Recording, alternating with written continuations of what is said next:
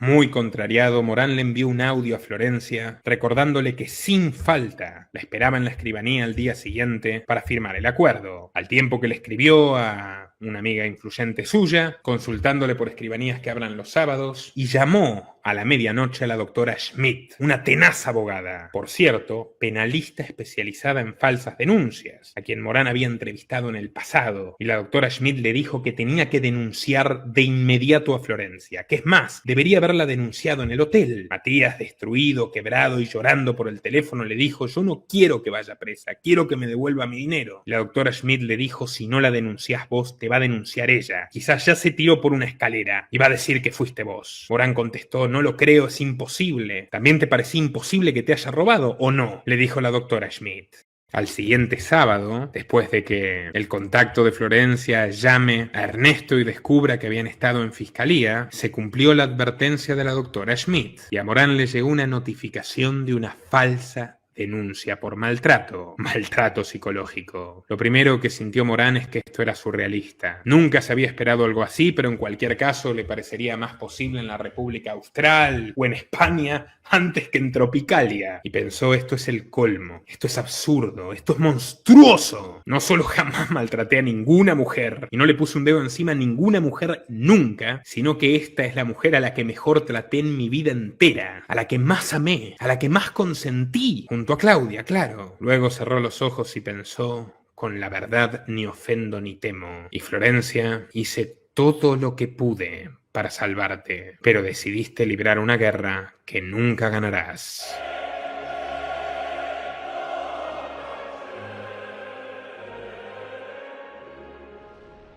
Durante la siguiente semana, Morán se encontró fatigando juzgados, fiscalías, escribanía. Ahora cada una de las 278 fotos, cada audio cursi, cada video cantando se habían convertido en gélidas evidencias. Su romance se había reducido a cenizas. La sanguínea pasión ahora era tinta negra, regando expedientes burocráticos. ¿Qué clase de conjura le tocó a este anarquista? ¿Qué hizo para merecerlo?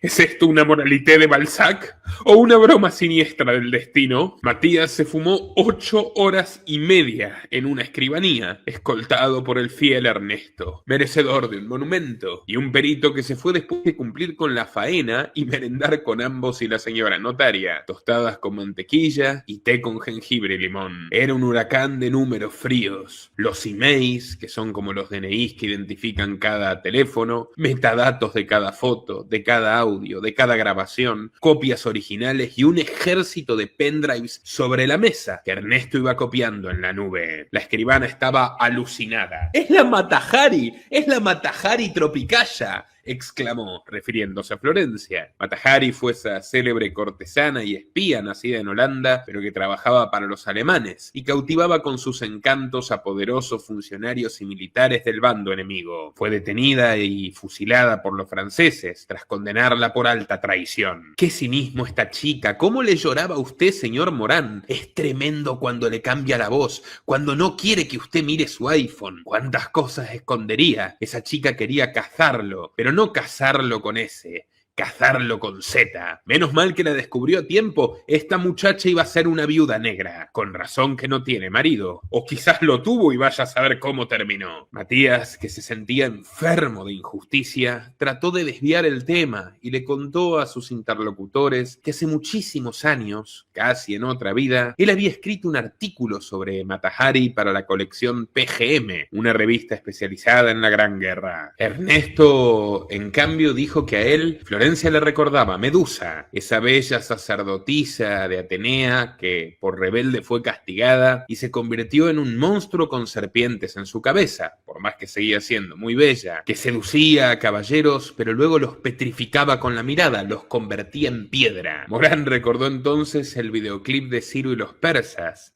Mírenla, miren, miren, mírenla. Mírenla, ella está tan sola. Lo había compartido alguna vez con su exnovia delincuente. Justamente en él, Isabel Macedo interpreta a una moderna versión de la Gorgona griega. ¿Me habrá robado para entonces? ¿O después de ese videoclip? ¿Me odiaba o me quería de una manera enferma? ¿O un poco de las dos cosas? ¿Cómo fui tan tonto?, pensó Morán. Señor Morán, usted vale demasiado para sufrir por una cualquiera, le dijo el perito. A ver si me autografía uno de sus libros, que mi hijo quiere ser arqueólogo cuando sea grande. La escribana añadió que ella había sido muy buena en historia tropicaya en la secundaria y que fantaseaba con ser historiadora de las guerras tropicayas cuando comenzó a salir con su actual marido hace décadas, quien ahora era un veterano general. Morán replicó que él quería ser escribano de niño porque suponía que se ganaba bastante dinero cómodamente poniendo sellos, pero tras tantas horas atornillado esa recia silla de madera, agradeció haber tomado otro camino. Luego, para matar el tiempo, mientras la secretaria plasmaba el contenido de las grabaciones en su máquina de escribir, una Hispano Olivetti con caries, Morán leyó y releyó las distintas actas de las denuncias falsas de Florencia, vertidas en comisaría, oficina judicial, juzgado de paz. No daba crédito a la cantidad de contradicciones que contenían. Esta mujer se está auto-boicoteando, se quiere condenar solita, reflexionó. Al final ella es su peor enemiga. En una oportunidad, Florencia había dicho que la maltrataron psicológicamente durante toda la relación, pero en otra, que la relación había sido perfecta y armoniosa y que recién se había torcido en la última semana. Finalmente, volvió a declarar que solamente la maltrataron el último día. Absolutamente todo era falso. Y en dicha escribanía se estaban certificando centenares de mensajes en distintas plataformas que lo demostraban la falsedad. Y no solo eso, también estaba la memoria humana, la memoria inhackeable de una docena de testigos. Florencia repetía y repetía que ella había citado a Morán para concluir la relación, y Matías se preguntaba cómo diablos pretendía sostener semejante ardid, estando completamente grabada desde que entró y hasta que salió de la habitación, suplicándole a Morán decenas de veces que lo perdone, que no la abandone, que no podría vivir sin él. En un acta, Florencia decía que Morán le informó que le habían robado el mismo día que ella lo citó al hotel. En otra decía que Morán la había citado al hotel y que le había dicho que le robaron el domingo 4 de mayo, que era la verdadera fecha del descubrimiento del faltante. Habló de maltrato físico en una oportunidad, siendo que Morán jamás le puso un dedo encima a ninguna mujer. Pero en otra, posterior, Florencia lo negó en forma taxativa, ya que le preguntaron si tenía lesiones, y obviamente no tenía, o si se había hecho un examen médico, y tampoco se lo realizó. Mentía en forma escandalosa. En 2 documentos, Florencia mencionó que su ex había difundido fotografías íntimas de su persona, y se ve que luego se dio cuenta de cuán demostrable era la falsedad de ese relato, que la acusación desapareció por arte de magia cuando la llamaron a ratificar. La única parte del relato que mantenía inalterable, lógicamente, era la que apuntaba a desdecirse de su confesión, diciendo que le habían obligado a declarar sobre un delito que no cometió, otra falacia que se cae por su propio peso. Cada minuto de las grabaciones ilustra, pensó Morán, cómo ella vino a admitir lo que hizo en forma totalmente espontánea, que rogó un acuerdo para no ir presa y que se mostró desesperada por sostener esa relación con Morán, la indiscutible víctima de esta trama. La señorita Angulo Medici también fue coherente en otra cosa, omitiendo, o mintiendo, mejor dicho, acerca del tipo de relación que tenían, ocultando que Matías se encontraba en una relación abierta. No vaya a ser que llamen a declarar a Claudia, pero Claudia iría de todas formas. La relación abierta de Morán era una prueba objetiva sobre su temperamento tolerante y ajeno a cualquier tipo de arrebato de celos. De hecho, era el tipo menos celoso del mundo. La coartada de que Morán quiso obligarla a pagarle un dinero como una forma de despecho estaba condenada a hacerse trizas contra la realidad. Le espera una larga estadía en el buen samaritano. Que se prepare, sentenció la escribana con el ceño fruncido. Ahí esta señorita va a tener el tiempo de hacerse las uñas todos los días, agregó su secretaria con una risa perniciosa. Tías leyó asombrado que en una de sus declaraciones Florencia fabulaba largamente sobre sus intimidades. Aún así, nada de lo que describía era ilegal, y pese a mezclar mentira pura con alguna media verdad, lo único único que parecía intentar era humillarlo, sin darse cuenta que estaba humillándose a sí misma. Morán pensó firmemente: yo no tengo miedo. No tengo nada de qué avergonzarme. Yo no soy un ladrón. Ella, en cambio, robó, confesó y lo sabe. Y lo admitió sabiendo que estaba grabada. ¿Acaso cree que me va a temblar el pulso en firmar que tengo una sólida relación abierta, que es la pura verdad? ¿Acaso cree que me quita el sueño lo que piensen de mí los puritanos cavernarios? ¿Cree que soy como ella? Eso sí, seguramente se preguntará qué es lo que pensarán de ella, porque no queda nada bien parada, ni siquiera en su relato. ¿Cree Florencia que soy como sus ex, que querían ocultarla, o que querían cambiarla por su contextura, siendo que yo le rendía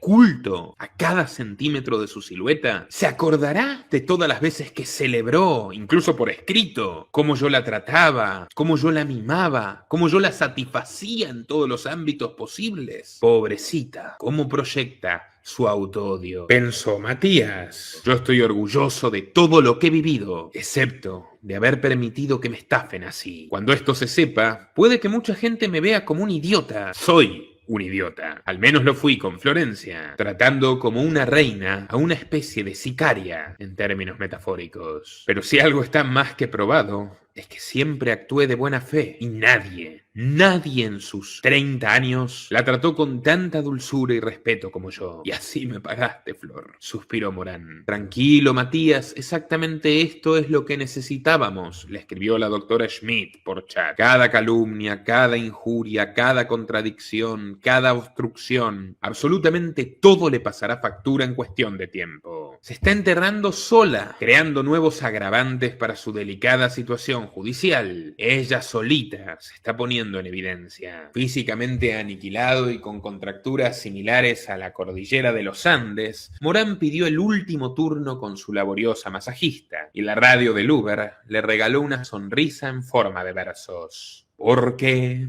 falsear, si ser uno es ganar, porque engañarse y mentirse. Sé vos, no más, y el mundo salvarás, aunque muchos lo hagan difícil. Aunque no solían hablar tanto con Susana, su masajista hace años, ella advirtió la prolongada ausencia de su cliente, escrutó su rostro decaído y le preguntó respetuosamente qué le había pasado. Parece que te atropelló un tren. Entonces Morán le soltó: ¿se acuerda de Flor? Me acuerdo de todas las chicas, le respondió sonriente Susana, pero de ella sí que estabas enamorado. Tras escuchar una versión sucinta de los hechos, y mientras hacía tronar las escápulas de su paciente, Susana soltó una conclusión de sabiduría proverbial. La vi 2 veces, Mati, pero muchas personas han pasado por mis manos, y algo aprendí sobre leer a la gente. Me di cuenta que no soportaba haberse caído de una clase social en la que estuvo. Matías, estupefacto, volteó la cabeza desde la camilla y le preguntó: ¿cómo pudo darse cuenta de eso, Susana? Y la masajista respondió: a ver, ella estacionaba su auto lejos porque le daba vergüenza, su manera de vestir y de caminar no combinaban con él y claramente gastaba más en maquillaje que en mantener su vehículo en condiciones. Además, perdón que te diga, Mati, pero te miraba como si fueras un amuleto, un trofeo, como si estar conmigo le transfiriera mi estatus, pensó Morán, y recordó cuando Florencia, envuelta en un precioso vestido floreado, le dijo que le gustaría tener tantos trajes como tenía él. Además, agregó Susana, un día se sacaron una foto en la salita de abajo y ella estaba más preocupada por el ángulo de su cara que porque vos aparezcas en la foto. Yo los vi mientras estaba bajando de la escalera. Matías literalmente se quiso morir. Pensó: voy a escribirle a Mensa para devolver mis 132 puntos de IQ que me certificaron a los 14 años. Definitivamente se equivocaron. Tienen que transferírselos a Susana. Yo soy más tonto que una mula. Punto final. Y a Matías le vino otra escena a la mente, otro recuerdo muy vívido. Estaban en el restaurante El Gaucho Portugués, o bien en el peruano Musiur, o en Pez de Agua Salada, el favorito de sushi de Florencia. Pero en cualquier caso, Florencia estaba comiendo salmón,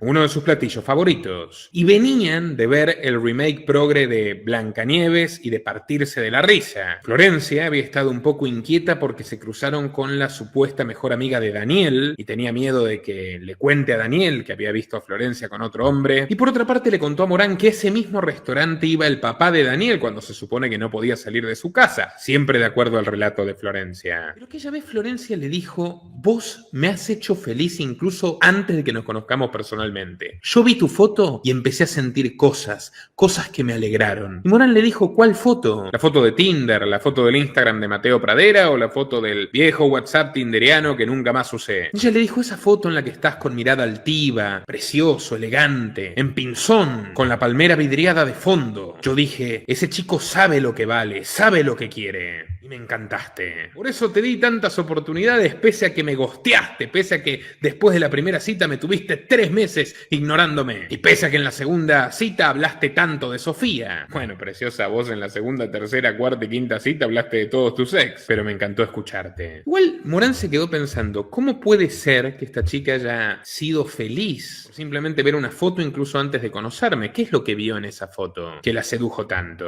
Morán era consciente de que no era Brad Pitt, por más que le gustara las tropicallas, más de lo que le gustaba la sureña. Luego fueron a casa de Morán. Aquella noche Morán grabó un video mientras canturreaban Ciego Sordomuda de Shakira con el videoclip de fondo, videoclip que había dirigido un amigo del padre de Morán, y por cierto considerado el mejor videoclip de Shakira.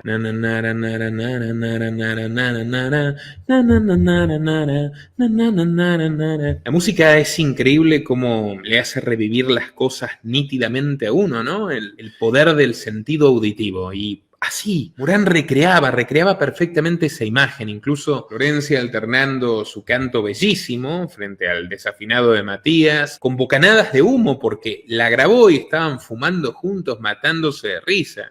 Esa misma Florencia que luego diría: ¡oh, Matías fumaba!, como si fuera un pecado. En sus contradictorias declaraciones, Florencia le había regalado una cremita camboyana, no sé para qué cuestión dermatológica, siempre era buena regalando esas cosas, y luego se había soltado un largo discurso sobre el pleito entre la China Suárez y Wanda Nara, tomando partido irónicamente por Wanda Nara y acusando a la China Suárez de robamaridos. Morán entonces le volvió a preguntar: Flor, ¿por qué me amás? ¿Por qué me amás si vos querías un tipo tradicional con el cual casarte, por iglesia y por el Estado, ritual al que Morán jamás asistiría, y con quien entablar una familia como la de los cuentitos o las viejas películas de Disney antes del wokismo? ¿Por qué me elegiste a mí? Y ella le respondió muy seria: ya te lo dije muchas veces, yo quería un hombre que me complete, que me haga sentir segura, que me transmita tranquilidad, con el que pueda contar, en el que pueda confiar, al que pueda admirar incluso, que tenga voluntad, que tenga talento, que tenga brillo. Vos sos todo eso, Mati. Yo no quiero más que eso. Qué sincera que parecía. Luego el recuerdo se esfumaba y volvía a la fría realidad. Al día siguiente visitó una prestigiosa psicóloga forense, que además había hecho un posgrado en caligrafía. Le llevó firmas, notitas, dibujos, todos los materiales que Florencia había dejado en casa de Morán, a fin de elaborar un perfil que lo ayude a entender sus motivaciones. Para su tristeza, la profesional sentenció que no había chance de que Florencia fuera cleptómana. Los cleptómanos roban cosas que no necesitan, generalmente pequeñas, lo hacen por impulso y luego se arrepienten, incluso a veces las devuelven. Ella, Matías, planificó todo con antelación, con sangre fría, midió matemáticamente su oportunidad, se aprovechó de tu confianza, utilizó guantes y calculó que inculparías a terceros. ¿Es una psicópata?, preguntó Morán. No necesariamente, pero tampoco creas que lloró por culpa genuina. Lloró por el riesgo de que la descubras, lloró porque se debilitó la imagen ficticia que te vendía a vos y a los demás. Por eso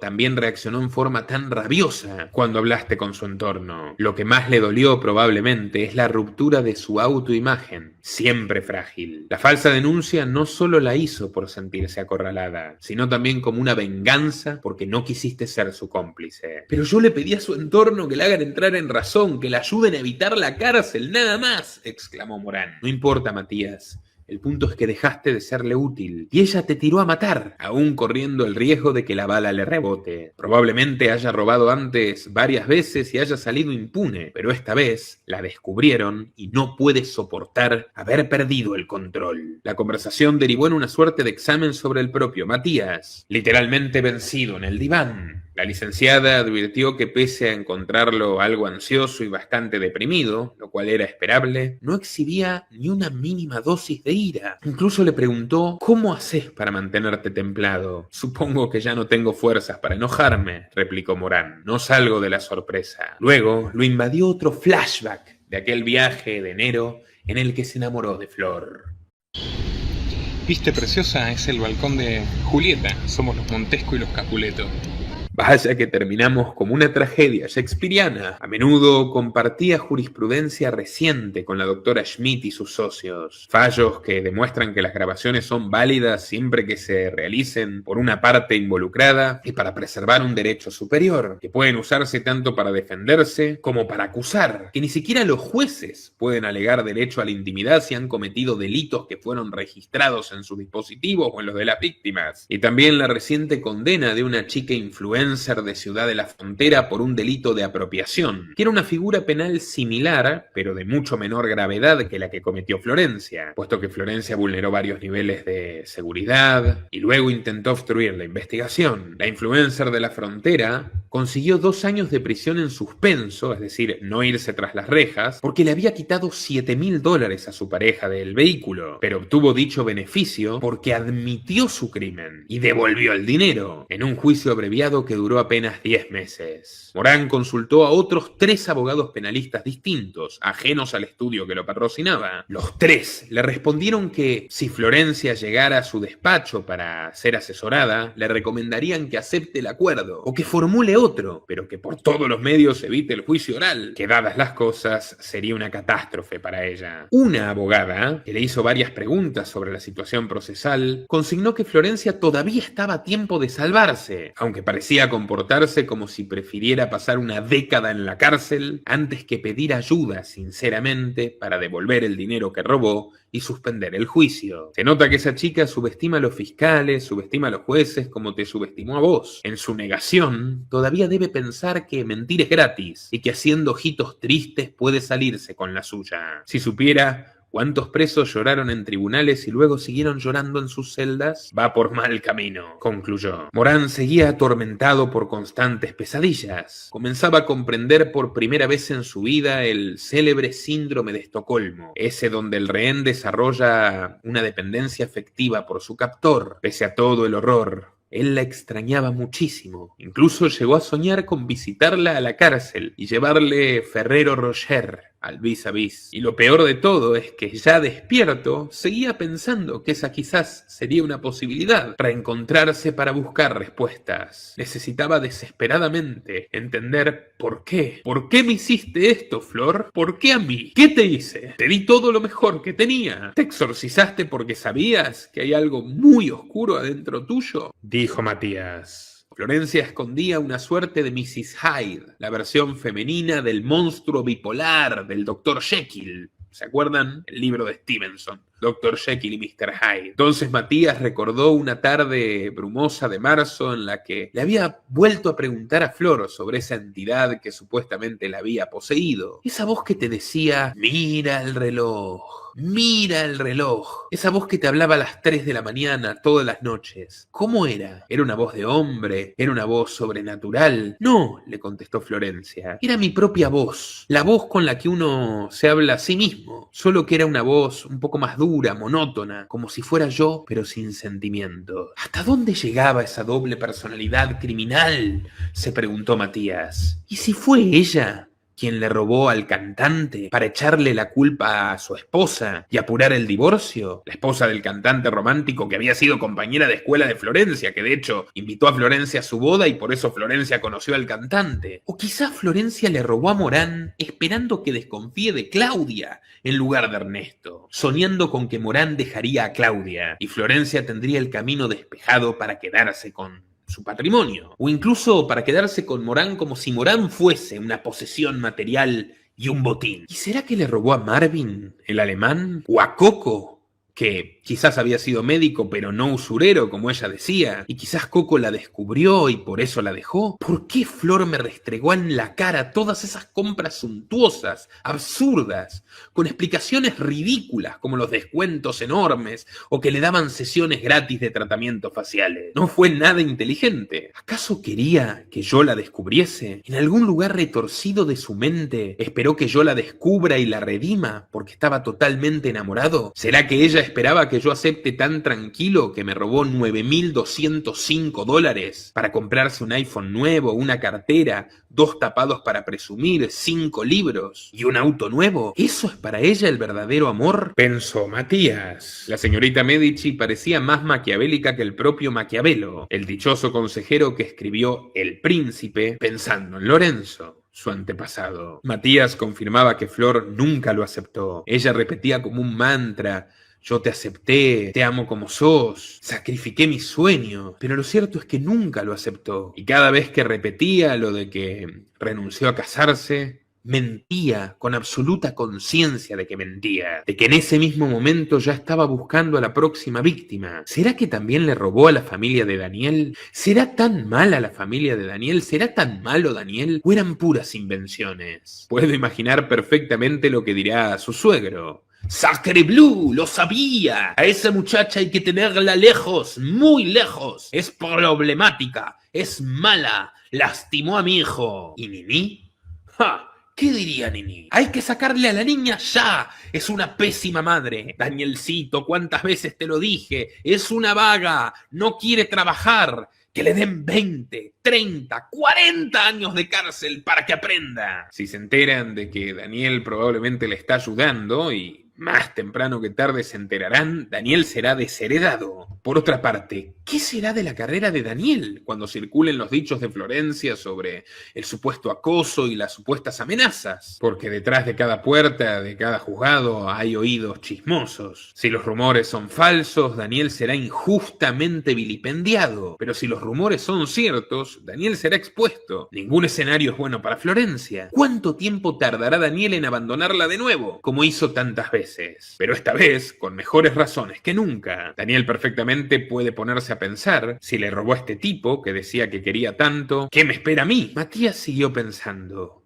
¿por qué a mí, Flor? ¿Qué te hice? Incluso si eras interesada, y claramente lo eras, te hubiera convenido quedarte conmigo, disfrutando de todo lo que te daba. Como te dije, una suma similar a esa me lo hubiera gastado en unos meses contigo. Podías seguir exprimiendo a Daniel a mis espaldas. Podías seguir buscando tu marido perfecto en tus días libres. ¿Por qué nos arruinaste la vida a todos, nena? ¿Por qué? Todas las sonrisas eran falsas. Todos los besos eran falsos. ¿Por qué me contó todas estas cosas? Nos confiábamos todo.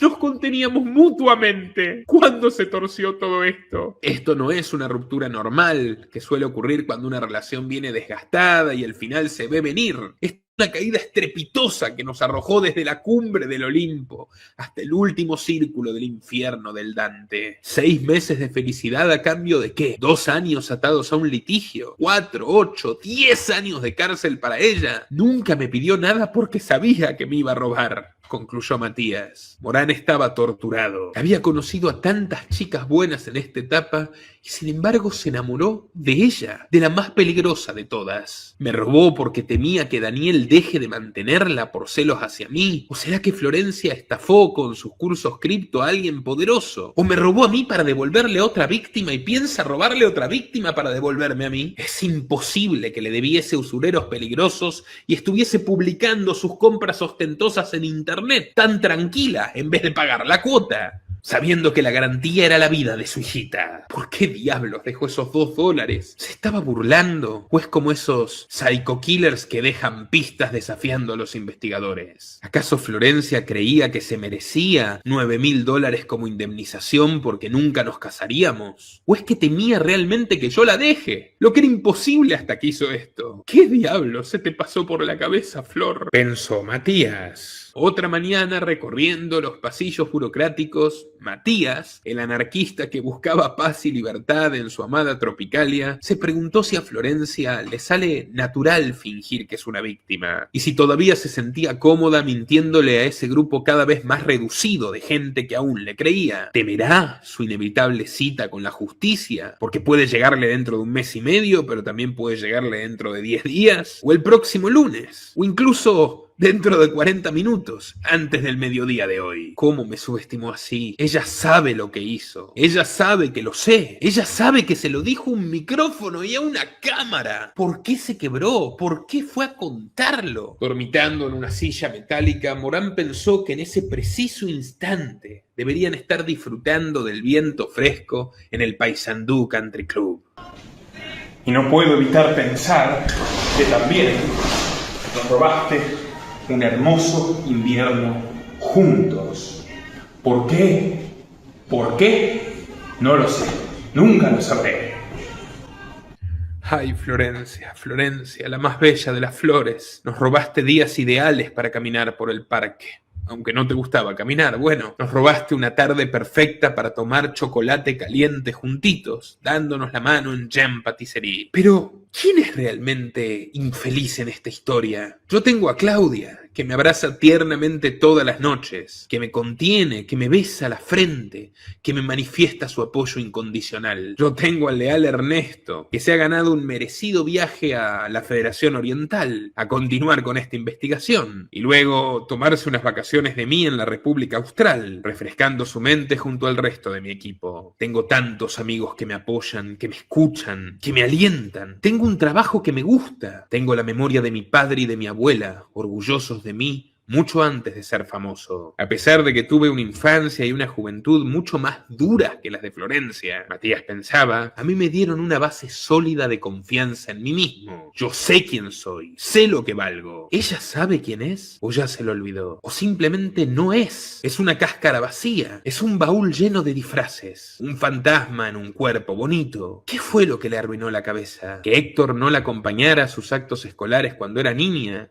¿Que fuera un padre ausente? ¿O que Eva no fuese a su graduación de la facultad? ¿O que Eva, que era tan deportista, la presentara a sus amigas como «Esta es mi hija, que alguna vez fue delgada»? ¿Florencia se traumó porque nadie se casó con ella? ¿O porque Nini supo leerla a tiempo y le impidió formar parte del clan Brisson? ¿Por qué su felicidad depende tanto de la validación externa? ¿En qué andará ahora esa bella señorita? ¿Convertida en una lacaya inquieta de los caprichos de Daniel? ¿Odiarás a Tropicalia, Florencia, a tu propio país, más de lo que ya lo odiabas? Yo amo a Tropicalia, y Tropicalia me quiere bastante a mí. Vaya paradoja. ¿Podrás volver algún día a la Federación Oriental? Pobre mujer. Pero luego pensó, no, ¿qué pobre mujer? No es una pobre mujer. Es una mujer brillante. Bueno, brillante no, visto lo visto.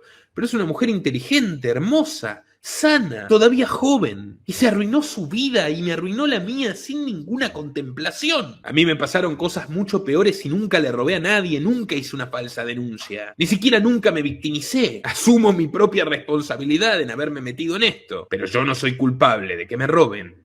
Ella robó. Es más, a lo largo de mi vida conocí a muchas mujeres materialistas e interesadas, pero incluso ellas no son capaces de robar así o de arriesgar su libertad o la compañía de sus hijos. Dios mío, ¿cómo me la coló? Ella no hablaba como una ególatra, aunque mostraba sus paranoias vanidosas cada vez que decía que todos la envidiaban, que todos las boicoteaban, pero no parecía una mastermind criminal. ¿Con quién estuve todo este tiempo? ¿Con la mejor actriz del mundo?, pensó Matías. ¿O es que de verdad está endemoniada? Hay que demandar al Vaticano por mala praxis. Claramente la exorcizaron mal. Morán sacó del portafolio una foto Polaroid que se habían sacado junto a Florencia en una pista de patinaje sobre hielo. Y aunque se estaban besando, Florencia miraba con un ojo a la cámara. La miró fijamente a esa bella dama inmortalizada en el papel y le dijo: «Nena, era mucho más sencillo ahorrarnos este infierno. ¿Por qué no dijiste la verdad y pediste ayuda? ¿Qué es lo que no hiciste conmigo en su debido dio tiempo? ¿Por qué no firmaste el bendito acuerdo que vos misma pediste? ¿Por qué te arrinconaste sola? Te di muchas salidas pacíficas. Hasta te ofrecí dividirlo en 9 cuotas. Pero vos quemaste todos los puentes. No me voy a rendir, Flor. La verdad es dura. La verdad es sólida. La verdad prevalecerá. Has hecho todo más difícil y más costoso. Ya no solo me debes los $9.000 que me quitaste. He gastado 50% más en letrados, en notarios y en peritos. Y solo hasta el momento. Y ni siquiera estoy contando el daño psicológico y el lucro cesante. La plata que dejé de ganar por todo esto. Porque si lo cuento, esta cifra se duplicará en cuestión de días. Y Florencia, vas a ir a la cárcel y vas a seguir debiéndome el dinero. Si aún te queda, no sé, la mitad o 1/3 de lo que me robaste, se te va a esfumar en poco tiempo. Deberías haberlo usado para pagar las primeras cuotas del acuerdo. Deberías usarlo ahora para eso. El reloj te juega en contra, dijo Matías. Es brutalmente obvio que yo no busqué esto. Está registrado que traté de evitarlo. ¿Para qué diantres un historiador exitoso con una casa, con una esposa, con una pequeña empresa, con 10 empleados, un tipo que trabaja hasta los fines de semana y no se toma vacaciones, ¿para qué va a estar persiguiendo a una chica que no tiene arraigo, que no tiene propiedades, que tiene un coche viejo a nombre de su ex padrastro y ni siquiera tiene un empleo fijo? No tiene sentido, Flor. ¿A quién vas a convencer con este cuento? Tus mentiras se están deshaciendo solas frente a tus ojos. Estás grabada, se te escucha y se te ve físicamente, confesando espontáneamente que me robaste, que me mentiste, reafirmándolo. Y a mí, Matías, aterrorizado en un rincón, temiéndote, Florencia. Pero ya no te temo. $9.000 es mucho dinero y me costó mucho esfuerzo ganarlo. Realmente quería ese estudio, pero no puedo creer que para vos tu libertad valga solo $9.000. La infancia de tu hija valga $9.000. ¿A ella también la usás como un instrumento, Flor? Me niego a creerlo. No importa cuánto dure este proceso kafkiano. Esto va a terminar con tu condena. Y cuantas más artimañas uses para posponerlo, peor para vos. ¿Pensaste que quizás no vuelvas a ver a tu niña hasta que sea una mujer adulta,